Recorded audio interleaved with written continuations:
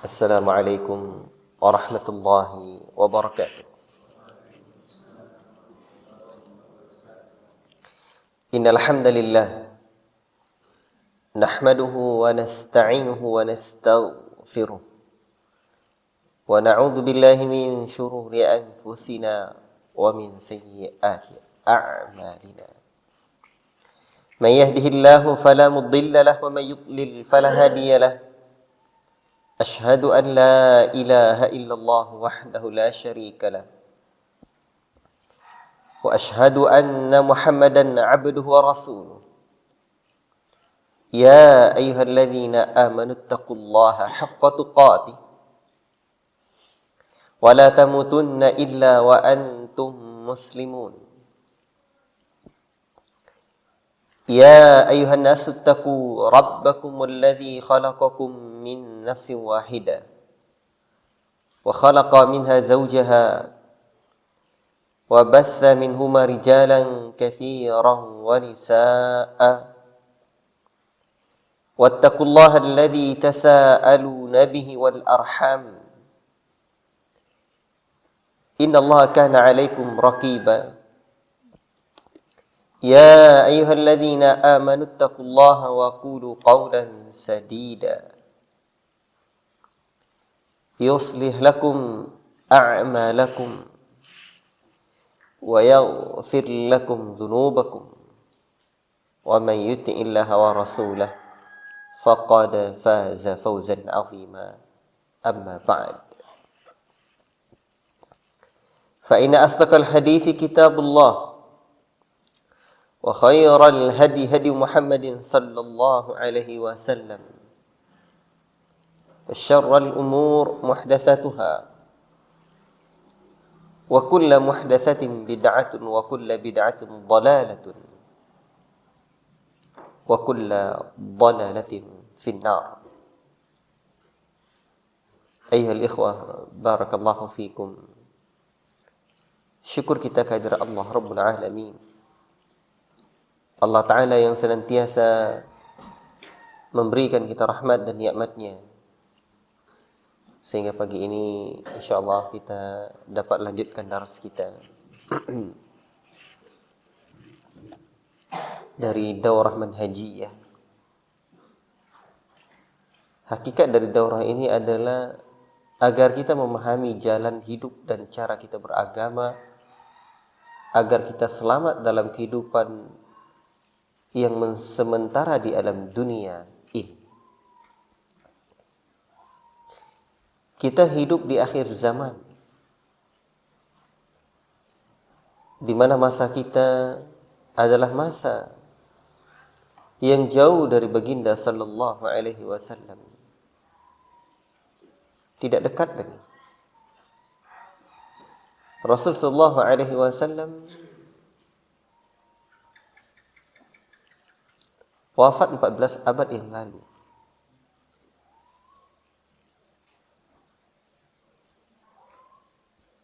Maka untuk itu kita butuh petunjuk agar kita tidak salah jalan. Orang kalau udah salah jalan, tengok Google Maps, kadang dikasihnya jalan, tiba-tiba entah kemana-mana. Jalan itu juga bisa nyampai, tapi dibawanya ke pinggir sawah, dibawanya ke bukit-bukit, sampai juga. Tapi kita kesal. Oh, ini tidak betul. Bagaimana kira gerangan kalau kita mau menuju surga Allah balik kampung ke kampungnya nenek moyang kita, Nabiullah Adam alaihi salam. Di mana kampungnya? Surga Allah yang penuh dengan kenikmatan. Tiba-tiba kita nggak bisa balik kampung. La ilaha illallah. Maka untuk itu, jalan menuju sorga itu tidak sama dengan jalan menuju Roma. Ya iyalah, namanya aja Roma. Di Roma itu ada apa? Gereja Vatikan. La ilaha illallah. Tak kenapa juga disebut banyak jalan menuju Roma. Sayangnya dibawa pula ke agama ini. Jalan menuju keridhaan Allah, jalan menuju surga tidak sama. Baik.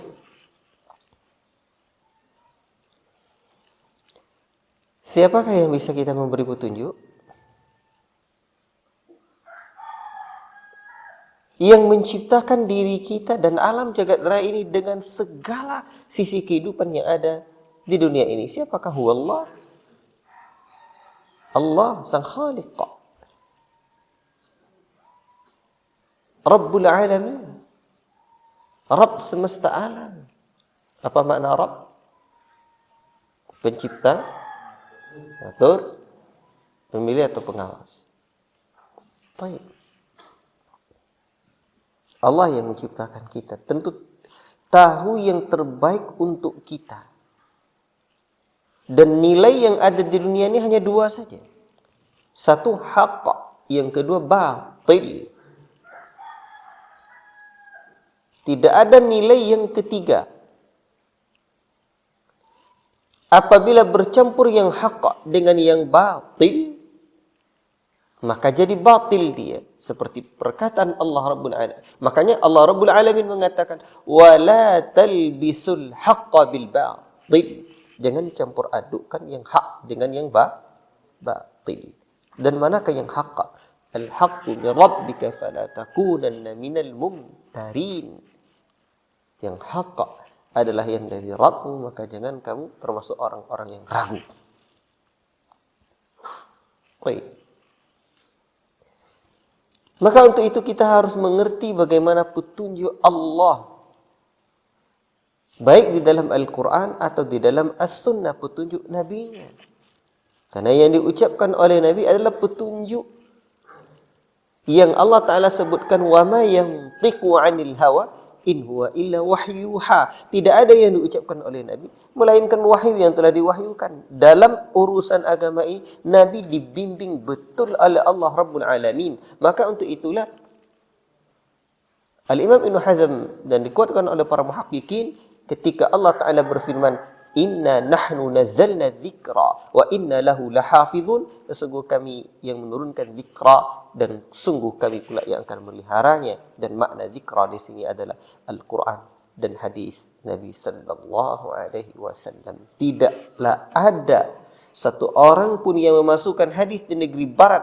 Tidak ada di sana misalkan ulama yang meluruskannya, melainkan ulama di negeri timur akan Allah Ta'ala beritahu dengan berbagai cara Allah untuk meluruskan penyimpangan demi penyimpangan, kekeliruan dengan kekeliruan, kedustaan atas nama kedustaan terhadap Nabi sallallahu alaihi wasallam. Kedustaan atas nama Nabi sallallahu alaihi wasallam itu. La ilaha illallah. Ini bisa yang perlu dipahami. Sebab Allah Ta'ala yang telah menciptakan kita. Ilmu Allah Ta'ala maha luas. Dan Allah tak pernah lupa dan tak pernah salah. Untuk itu di dalam memahami pentingnya bermanhaj dengan manhajus salaf ini, nah kita harus paham bagaimana Allah Ta'ala menjelaskan kepada kita. Hidup di akhir zaman itu luar biasa fitnahnya. Fitnah itu apa? Makna fitnah itu, ayyuhal ikhwah barakallahu fikum, tidak sama di dalam bahasa Indonesia. Fitnah di dalam secara bahasa disebut dengan al-ibtila, al-ikhtibar, wal-imtihan. Apa itu? Cobaan dan ujian. Itu fitnah. Adapun secara istilah, fitnah ini adalah sesuatu yang membuat kita jauh dari Allah Ta'ala.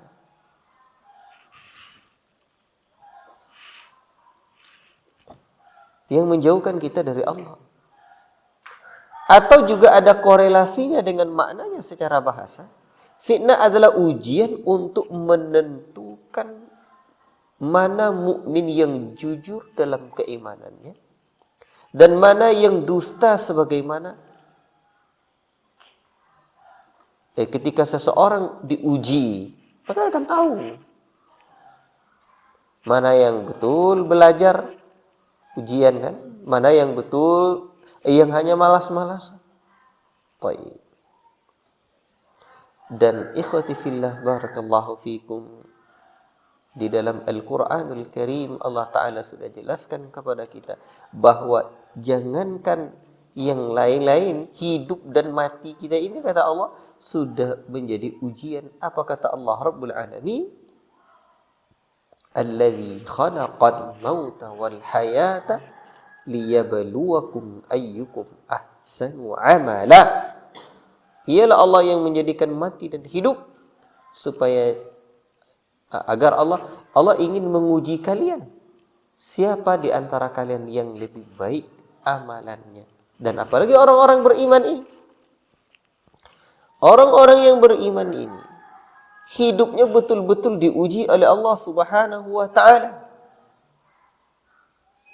Betul-betul diuji, tidak dibiarkan begitu saja. Kata Allah, ahasiban nasu ayyutraku ayyaqulu amanna. Apakah manusia ini mengira bahwa mereka dibiarkan begitu saja mengatakan kami beriman. Kami beriman nih, wahum la yuftanun, sementara mereka tidak diberikan ujian. Oh, enggak.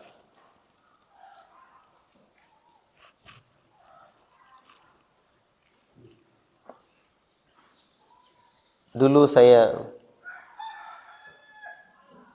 pernah termenung. Ketika itu saya sampai katakan kepada kawan-kawan. Kemarin Ustaz Jafran juga ingatkan saya. Ucapan itu Ustaz Fingki bilang ke beliau. Rasanya dalam hidup saya belum ada ujian yang berat. Saya bukan minta ujian. Dan saya khawatir, kata saya waktu itu. Sebab ayat ini saya teringat. Apakah manusia mengira bahwa mereka dibiarkan begitu saja sementara mereka tidak diuji? Ketika itu saya rasakan belum begitu banyak atau besar ujian saya. Tidak tahu saya apa ujian saya. Dan apa ujian saya nanti. Sampai khawatir saya. Ujian besar apa yang akan menimpa saya. Kalau memang saya beriman. Atau memang terus ingin meningkatkan diri kita. Menjadi orang baik. Sampai dalam pikiran saya, apa yang akan terjadi. Ini gimana? Lalu apa kata Ustaz Fingki kemarin? Ustaz Jafran katanya, tengoklah sekarang ujian saya, katanya. Mulai dari adik saya yang wafat, mak saya yang sakit, tambah ujian. Banyak ujian sekali. Ujian keluarga besar kami. Ya. Sampai hutang hampir 1,5 miliar. Ya. Kemudian juga ujian-ujian yang lain. La ilaha illallah. Tapi saya juga khawatir ucapan saya itu. Ya, di mana seakan-akan kita meminta ujian. Gitu. Tapi yang saya maksud, hidup ini tidak ada yang terlepas dari ujian. Jadi kekhawatiran saya waktu itu, sanggup nggak menjalani nanti, itu yang saya sebut itu. Berat rasanya. Dalam pikiran saya waktu itu, dan setelah menjalani betul-betul berat. La ilaha illallah. Itulah ujian. Orang kalau naik kelas, ujian. Berarti yang ujian kemarin ada yang nggak naik kelas besok ya? Betul-betul? Baik. Mudah-mudahan lulus. Kalau nggak lulus apa caranya? Ya ulang lagi. Baik. Berat kehidupan. Apa ya? Sekarang di alam yang bernama dunia fana ini, ujian hidup kita ada yang dalam urusan agama maksud saya. Ada ujian kita, termasuk urusan agama, urusan dunia. Ada ujian syubhat dan ada ujian syahwat namanya. Ya walaupun ujian itu banyak macamnya, musibah yang datang beda lagi ya. Makanya di dalam daurah, dan nanti insya Allah akan saya buat lagi daurah ini, Al-Bayan 'anil Fitan, penjelasan-penjelasan tentang fitnah. Saya ada buat tulisan tentang hal ini. Ujian tuh banyak macamnya. Oke. Namun ujian terbesar itu adalah ujian dalam agama. Ujian dalam agama ini, itu kita diserang dengan dua hal. Satu namanya fitnah syubhat, dua fitnah syahwat. Apa itu fitnah syahwat? Hawa nafsu yang tidak terkendali. Pikiran galau yang tidak terkontrol. Kegelisahan yang tidak teratasi. La ilaha illallah. Dan kita tidak bisa lepas dari itu. Allah Ta'ala juga sudah katakan di dalam surah Al-Baqarah, apa kata Allah? وَلَا نَبْلُوَنَّكُمْ بِشَيْءٍ مِّنَ الْخَوْفِ وَالْجُوعِ وَنَقَصٍ مِّنَ الْأَمْوَالِ وَالْأَنفُسِ وَالثَّمَرَاتِ وَبَشِّرِ الصَّابِرِينَ. Betul ya? Sungguh kami betul-betul akan uji kalian. Kurangnya harta, rasa takut, rasa lapar, kurangnya ya makan minum. Bayangkan itu, banyak sisi ujian itu datang. Ujian duniawi ini tidak begitu berat. Yang beratnya itu di saat datang ujian duniawi itu ada lagi ujian keimanan. Tidak sanggupnya hati kita menghadapi semua itu. Tidak sanggupnya hati kita menghadapi semua itu. Padahal Allah sudah sebutkan wabasyiris sabirin. Beri kabar gembira kepada orang-orang yang bersabar. Orang yang sabar. Baik. Dan terkait dengan fitnah agama kita, itu luar biasa. Agama kita rusak, itu yang berbahaya sekali. Kalau duniawi ini rusak, kita ada masalah. Allah tidak pernah pandang mulia dunia ini. Walaupun bagi kita masalah, tapi di sisi Allah, kadang dengan ujian duniawi itu derajat kita diangkat oleh Allah Rabbul Alamin. Nah, ujian agama inilah yang perlu kita jaga. Agar hati kita tidak berpaling dari Allah. Sehingga Nabi berdoa, dan itu doa yang banyak diucapkan oleh Nabi. Ya muqallibal qulub, tsabbit qalbi ala dinik. Wa ya musarrifal qulub, sarrif qalbi ila ta'atik. Wahai zat yang membolak-balikkan hati, tetapkan hatiku di atas agama. Wahai zat yang memaling-malingkan hati, palingkan hatiku menuju taatan kepadamu. Allahu Akbar. Apa yang akan membuat hati berpaling? Ada namanya fitnah syahwat dan ada fitnah syubhat. Inilah disebut dengan najisnya hati. Kita kan mau hati yang bersih. Membersihkan hati itu ya bersihkan dari najisnya. Najisnya hati itu dua itu. Fitnah syahwat karena tidak mengamalkan ilmu. Fitnah syubhat karena kurang ilmu. Kadang fitnah syubhat juga bermula dari fitnah syahwat. Oke. Keterkaitannya dengan bermanhaj, dengan manhajus salaf.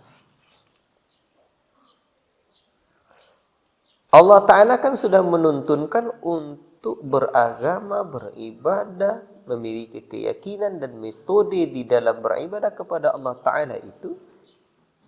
Hendaklah kita berpegang teguh dengan prinsipnya generasi terbaik umat ini. Dan kita beribadah kepada Allah itu apa kemarin kaidahnya? An-na'budallaha kama yuridullah. Kita beribadah kepada Allah sebagaimana yang Allah Ta'ala inginkan. Bukan sesuka-sukanya kita. Yang Allah Ta'ala inginkan adalah mengikuti Nabi. Bahkan Allah persyaratkan, "Qul in kuntum tuhibbunallah fattabi'uni." Katakanlah ya Muhammad, jika kalian betul-betul mencintai aku, jika betul-betul mencintai Allah, maka ikuti aku. Dan Nabi perintahkan, "Alaikum bisunnati wa sunnatil khulafair rasyidin al-mahdiyyin." Kalau kalian nanti berumur panjang sepeninggalanku, kalian lihat perbedaan pendapat umat yang banyak, ketika itu pegang sunnahku dan sunnah para khulafaku yang mendapat petunjuk. Kan jelas. Itulah disebut dengan apa? Dengan jalan ini adalah jalan yang bayda. Taraktukum ala mathalil bayda. Aku tinggalkan kalian putih bersih di terang berang. Saking terangnya, lailuha kana hariha. Malamnya saja laksana siang. Ajib. Yang luar biasa itu. Malamnya saja laksana siang, terang. La yazi'u anha ba'di illa halikun. Tidak ada yang melenceng dari jalan yang terang ini, melainkan dia binasa, katanya. Dan Nabi sudah jelaskan detil kepada para sahabat, saking dahsyatnya umat fitnah itu akan terjadi. Para talabatul ilmi dirahmati oleh Allah Subhanahu wa taala. Dan disayang Rasulullah sallallahu alaihi wasallam. Nabi itu memperingatkan umatnya tentang fitnah itu luar biasa. Dan ingat syaitan ini Allah Ta'ala jelaskan dalam surah Al-A'raf bagaimana iblis itu betul-betul akan menggoda manusia. Thumma la'atiyannahum min baini aydihim wa min khalfihim wa an aymanihim wa an syama'ilihim wa la tajidu aktsarahum syakirin. Kemudian saya akan betul-betul datang mereka. Dari arah depan, dari arah belakang, dari arah kanan, dari arah kiri. Kalian tidak akan engkau tidak akan mendapati mereka. Engkau tidak akan mendapati mereka.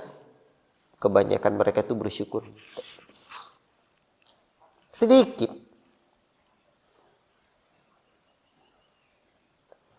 Dan keterkaitannya dengan manhaj, Nabi sudah sebutkan garis lurus. Nih. Dibuatnya sama Nabi itu garis lurus. Hadza sabilullah. Ini jalan Allah, kata Nabi. Dibuatnya di kiri dan di kanan. Dibuat sama Nabi lagi di kiri dan di kanan. Untuk apa? Nabi pun menjelaskan ini subul. Apa subul itu? Jalan-jalan yang lain yang mencerai-beraikan dari jalan Allah Ta'ala ini. La ilaha illallah. Dan yang paling penting diingat, ayyuhal ikhwah barakallahu fikum, Nabi telah mengajarkan kita, menjelaskan kepada kita bahwa jalan-jalan di kiri dan di kanan itu ada syaitan yang senantiasa memanggil-manggil. Ayo sini, tanya. La ilaha illallah. Itu kerja setan tuh. Setan tuh apa? Dipanggil, didat, berbagai macam cara. Kadang mantap nampaknya.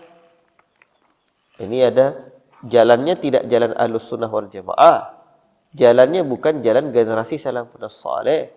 Jalannya bukan jalan yang lurus tadi.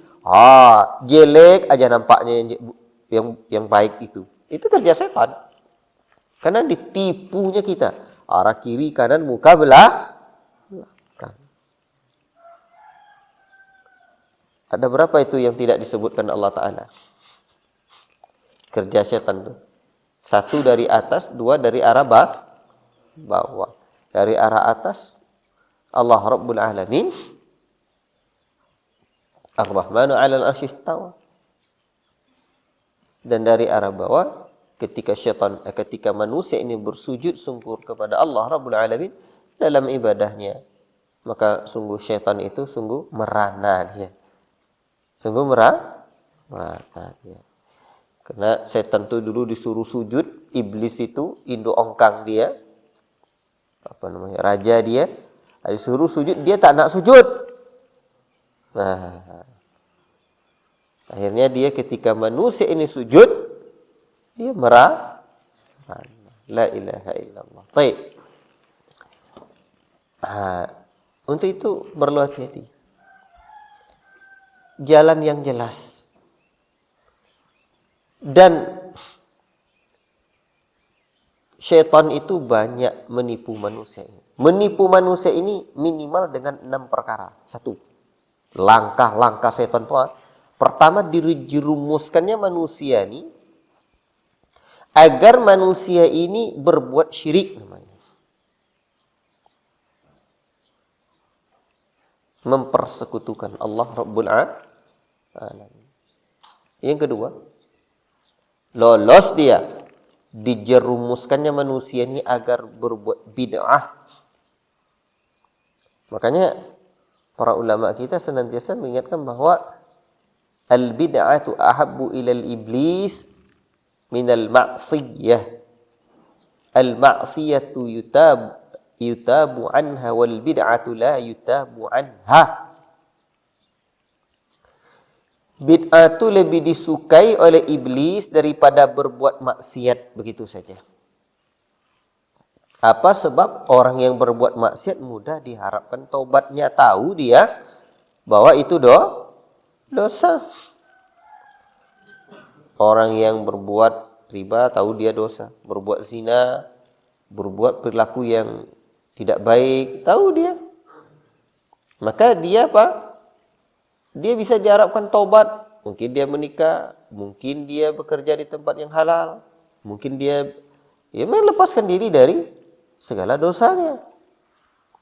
Tetapi orang yang berbuat bid'atu la yutabu anha, orang yang berbuat bid'ah susah untuk bertaubatnya. Kenapa? Karena dia menganggap itu baik.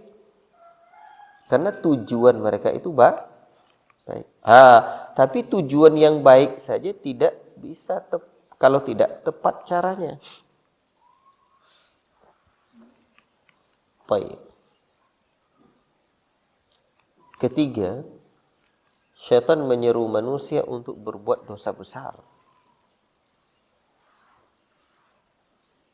Baik. Tidak juga bisa. Barulah syaitan masuk agar manusia itu berbuat dosa kecil.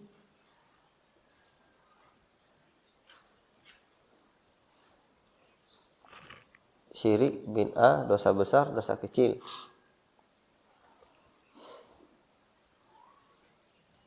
Kemudian meninggalkan apa lagi?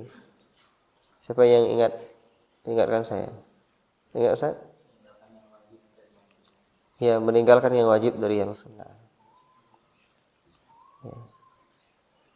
Kemudian tidak juga bisa meninggalkan amalan yang utama. Bentar. Bukan.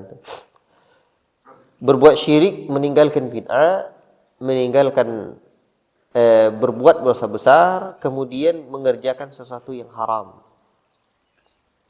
Ya. Kemudian mengajak manusia ini untuk sibuk dengan perkara yang mubah agar terjatuh dalam perkara maksiat. Itu dalam perkara maksiat. Mubah-mubah dikerjakan. Tidak juga menyibukkan manusia ini, menggoda manusia ini untuk sibuk dengan amalan yang lemah keutamaannya, kurang keutamaannya, agar tertinggal dari amalan yang banyak keutamaannya. Apa jangan? Itu kerja syaitan. La ilaha illallah. Barakallahu fikum. Para talabatul ilmi yang dirahmati oleh Allah Subhanahu wa taala. Jadi manusia ini puncak-puncaknya itu disuruh oleh syaitan, digoda oleh syaitan untuk berbuat syirik dan melakukan kebid'ahan.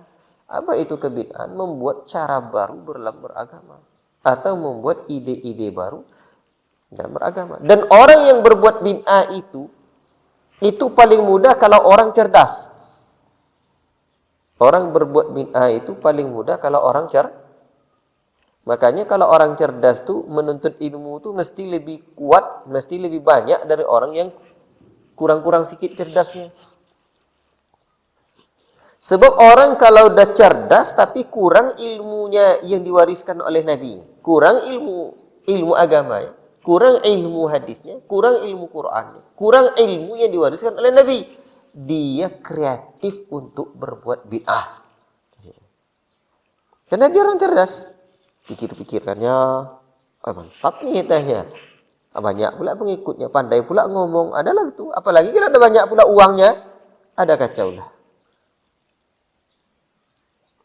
Yang diajarkan Nabi untuk memanggil orang itu dengan azan. Yang diajarkan Nabi untuk memanggil orang itu dengan azan.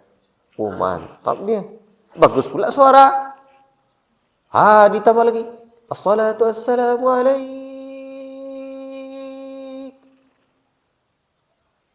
Kurang ya rasanya lagi.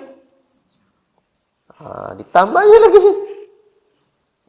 Ya Rasulullah, assalamu alaik.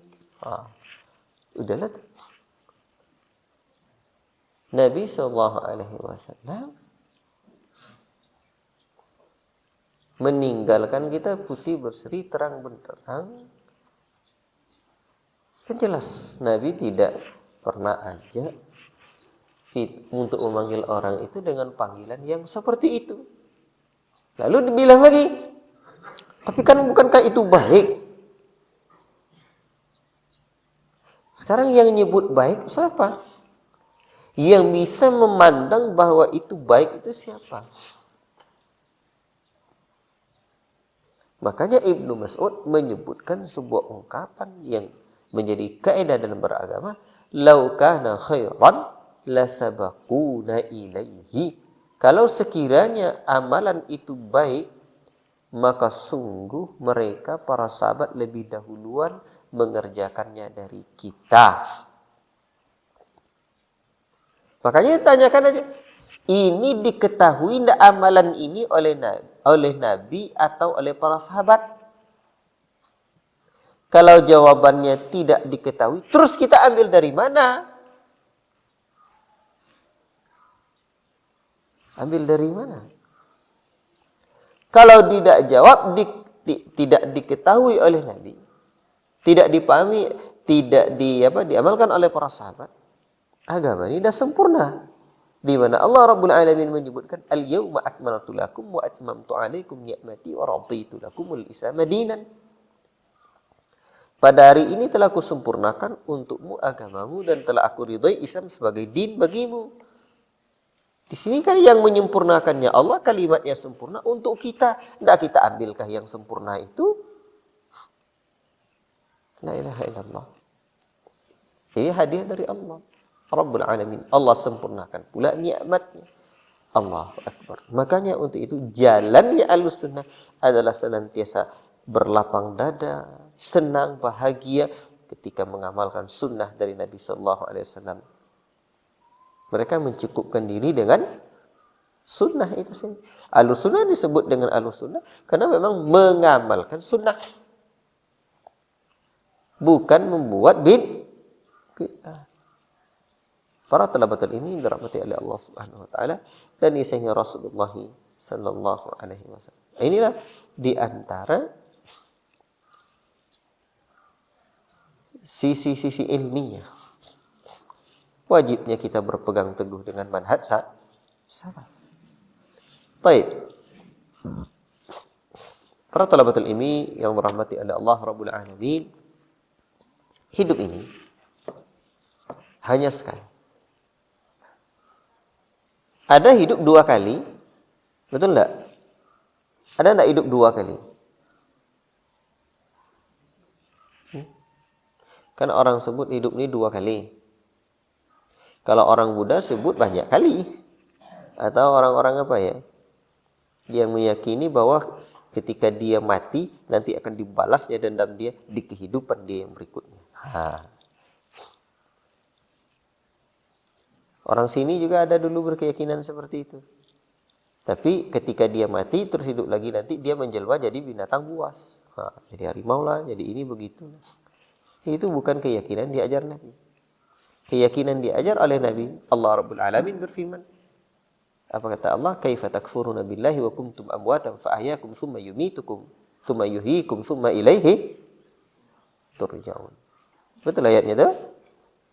Wahai sekalian orang-orang yang beriman, kenapa kalian berbuat ingkar dan kufur juga kepada Allah, padahal dulu kalian tiada. Fa'ahyakum. Lalu Allah matikan, Allah hidupkan kalian. Tsumma yumitukum. Kemudian satu saat kalian akan mati. Tsumma yuhyikum. Kemudian Allah hidupkan kalian lagi. Berarti hidup. Dua kali juga berarti ya. Namun tsumma ilaihi turja'un. Kemudian kalian akan dikembalikan kepada Allah. La ilaha illallah. Untuk mempertanggungjawabkan semua amalan dan perbuatan kita. Maka dalam kehidupan yang sekali di dunia ini, hendaklah kita selamat untuk kehidupan kita setelah kehidupan yang sekali di dunia ini. Tidak dihidupkan Allah lagi, kita selamat. Jalan keselamatan itu adalah jalan yang ditinggalkan Nabi. Sekiranya perbuatan-perbuatan bid'ah itu misalkan tidak bermasalah, tapi tidak ada yang tidak masalah. Namun ingatlah bahwa fa inna khairal huda huda Muhammadin sallallahu alaihi wasallam. Sebaik-baik petunjuk adalah petunjuk Muhammad sallallahu alaihi wasallam. Petunjuk Nabi itu sebaik-baik petunjuk. Seperti apa contohnya, Ustaz? Nabi mencontohkan bahwa menghitung amalan itu zikir, tasbih, tahmid, tahlil setelah selesai salat itu dengan tangan. Ini yang dibuat Nabi. Taruhlah dulu masalah yang lain-lain itu kita panjangkan perbincangannya misalkan, tapi yang sebaik-baik petunjuk Nabi. Apakah kita tidak bahagia ketika Nabi buat, kita buat pula? Bukankah kita cinta kepada Nabi? Bukankah kita sayang kepada Nabi? Dan Nabi yang disuruhnya itu amalan dan ibadah ini bukan urusan dunia. Dunia buatlah. Selama tidak adalah larangannya. La ilaha illallah. Di sinilah sisi ilmiah wajibnya bermanhaj salaf. Dan banyak lagi dalil-dalil yang lain, pemikiran yang harus kita dudukkan di dalam kepala kita ini agar kita betul-betul kokoh bermanhaj dengan manhajus salaf. Bahwa cara beragama kita harus tanya, ada tidak pendahulu kita? Ada tidak para sahabat meyakini seperti itu? Ada tidak generasi salafun salih berkeyakinan seperti itu? Yang lain tidak terjamin. Pikiran manusia nih yang dibuat-buat mereka itu, kalau bertentangan dengan cara Allah dan Rasulnya, batil. Apa sebab? Minimal ada 3 alasan. 1, ilmu manusia ini terbatas. Malaikat saja berkata, qalu subhanaka la ilma lana illa ma 'allamtana innaka antal alimul hakim. Mereka berkata, maha suci Engkau ya Allah. La ilma lana, kami tak punya ilmu kecuali yang telah Engkau ajarkan kepada kami. Di dalam hadis tentang kisahnya Nabi Khadir itu, alaihissalam, beliau disebutkan bahwa ketika berjalan dengan Musa, beliau mencelupkan jarum ke lautan, diangkatnya. Dan beliau mengajarkan Musa alaihissalam bahwa Musa al-Khadir ya, itu air yang berada di jarum itu, itulah ilmu yang Allah Ta'ala berikan. Dan air yang ada di jarum itu asalnya air lautan. Itulah perbandingan ilmu Allah Ta'ala. Air lautan yang sedemikian luas dan dalam, perbandingannya dengan air yang jarum. Bayangkan, seperti apalah jarum? La ilaha illallah. Ilmu manusia ini terbatas. Jadi ketika Allah dan Rasulnya sudah sebutkan begini, otak kita ini terbatas. Yang berada di sebalik dinding sana tahu kita. Ahwat tuh sekarang, tidak tahu kita entah siapa orang. Entah calon kalian, entah calon siapa. Contohnya, udah banyak yang punya calon sini. Tidak tahu kita. Bayangkan tuh. Yang di belakang kita tidak nampak. Tidak punya database. Itu yang tidak tahu kita. Bidadari aja kita tidak tahu. Bidadari itu dalam hadis kan Nabi sebutkan bahwa saking cantiknya kata Nabi. Di mana kalaulah Nabi tidak sebutkan minal hasan saking cantiknya, dalam pikiran kita itu bahaya kali. Karena Nabi menggambarkan bahwa saking cantiknya bidadari itu tulang susumnya terlihat dari luar betisnya. Bayangkan tuh, kemana ya bentuknya? Tulang sumsum dia di dalam tuh, nampak dari sebalik betis dia. No. Kemana itu? Apa ndak ngeri bentuknya tuh? Ngerilah. Ndak terbayang sama kita bagaimana cantiknya bidadari itu kok tulang sumsum dia nampak dari luar. Kalau nampak kita kerangka gitu, ngerilah. Tapi Nabi sudah sebutkan itu saking cantiknya. Bayangkan tuh. Itu menunjukkan bahwa pikiran kita ini tidak punya database sebelumnya orang cantik seperti itu tidak pernah kita lihat. Sebab tidak pernah kita lihat, tidak pernah yang serupa dengan seperti itu. Ini terkait dengan Allah, itu di antara contohnya. Apalagi Allah. Artinya sekarang saya ingin menceritakan bahwa dalam kaitannya dengan hal ini, bahwa otak manusia ini terbatas. Ilmu manusia ini terbatas. Terbatas. Sebagaimana pandangan kita ini terbatas. Apa yang ada di sebalik dinding itu tidak nampak kita lagi. Tidak tahu kita lagi. Apa yang terjadi. Jangan ke sebalik dinding itu. Sebalik baju kalian ini tak nampak dia. Entah banyak pun. Mungkin kurapnya. Itu dia. Betul-betul? Janganlah. Baik. Maka untuk itu, ketika yang dipikirkan manusia ini tidak sesuai dengan petunjuk Nabi, alamatlah kebatilan yang akan terjadi. Akan kita terjatuh padanya. Ilmu manusia terbatas. Yang kedua, manusia ini tempat salah dan khilaf. Sebentar salah, sebentar khilaf. Penelitian tahun ini beda dengan penelitian tahun sebelumnya. Beda pula penelitian dengan tahun yang akan datang. Itulah. Salah dulu. Itulah manusia. Adakah Allah pernah salah dan khilaf? Tidak ada. Tidak ada. Yang ketiga, manusia ini kalau dia tidak berdasarkan petunjuk Allah dan Rasulnya.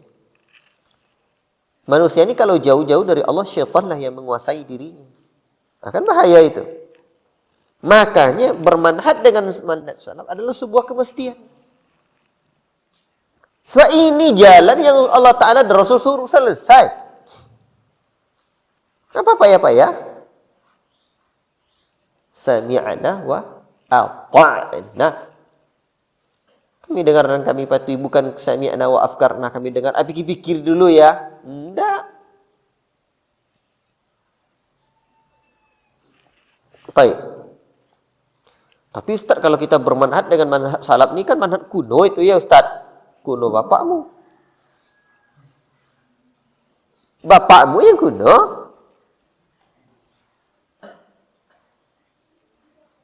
Itu dia.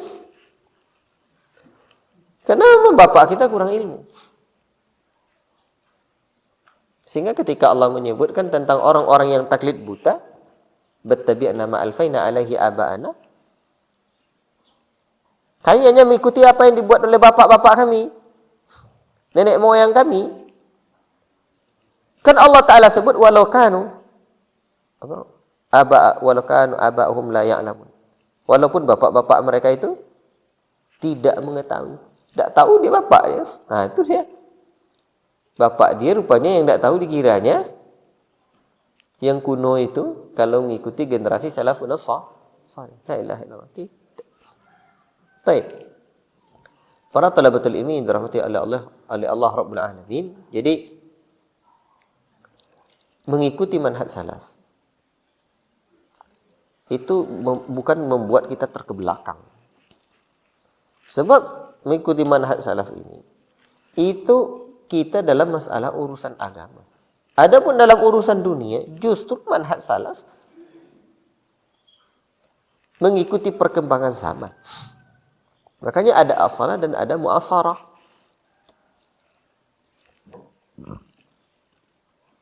Ada asalah dan ada muasalah. Ada dasar prinsip dalam beragama itu dan ada apa?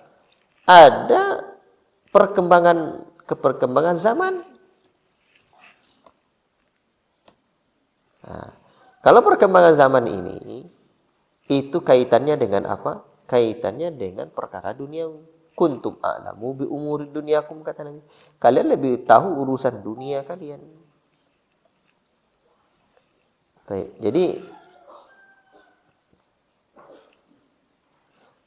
seharusnya yang ini yang tidak kita ikuti bapak kita, nenek moyang kita. Kalau dalam urusan agama kita ikuti Nabi sallallahu alaihi wasallam. Baik. Ya, jadi walau kanu aba'ahum la ya'lamu. Baik. Saya kira cukup sampai di sini pagi. Ini pembahasannya tentang apa? Tentang dalil sisi ilmiah, tentang wajibnya kita bermanhaj dengan manhaj salafiyah. Ya. Dan banyak yang perlu kita pahami, kita dudukkan pemikiran kita, pemahaman kita, bahwa kita kembali kepada manhajus salaf. Wallahu taala a'lam bissawab. Wa sallallahu wasallam ala nabiyina Muhammad wa ala alihi wa sahbihi ajma'in. Wassalamualaikum warahmatullahi wabarakatuh.